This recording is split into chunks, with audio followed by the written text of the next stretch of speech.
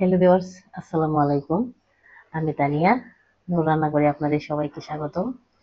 আমি আজকে হাজির হয়েছি ইলিশ মাছ ভুনা রেসিপি নিয়ে। আমি একটা মিডিয়াম সাইজের মাছ নিয়েছি, 6 পিস মাছ হয়েছে। আমি মাছটা ভালো করে ধুয়ে নিয়েছি, এটা সাইডে রেখে দেব।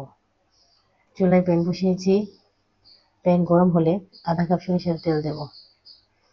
তেল গরম হলে 1 কাপ পরিমাণ পেঁয়াজ কুচি দেব। পেঁয়াজ কুচি ভেজে নেব। পেঁয়াজ ভাজা হয়ে গেছে, এবার আমি সামান্য পরিমাণ পানি দেব। তারপর মশলা তুলে নেব। মরিচের গুঁড়া 1 চা চামচ পরিমাণ দেব। হলুদের গুঁড়া আধা চা চামচ দেব। ধনিয়ার গুঁড়া 1 চা চামচ পরিমাণ দেব। স্বাদ মতো লবণ দেব। 2-1 মিনিট সময় নিয়ে ভালো করে মশলা কষিয়ে নেব।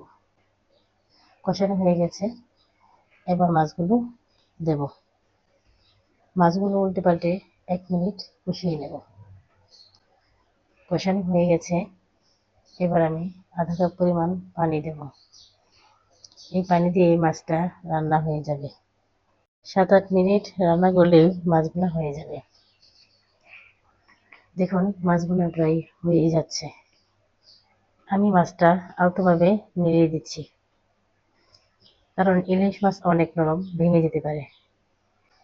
আমার মাছ ভুনাটা হয়ে গেছে, আপনাদের সার্ভ করে দেখাবো।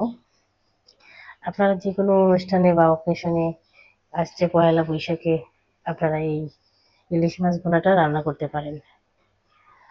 আমি ইলিশ মাছ ভুনাটা সার্ভ করছি। দেখুন মাছ ভুনাটা দেখতে কতটুকু সুন্দর লাগছে। দেখতে যেমনি সুন্দর তেমনি টেস্টি হয়েছে। ইলিশ মাছ রান্না খুব সহজ। আশা করি আপনাদের কাছে আমার এই অসম্ভব মজার ও সহজ রান্না রেসিপিটা আপনাদের কাছে ভালো লেগেছে।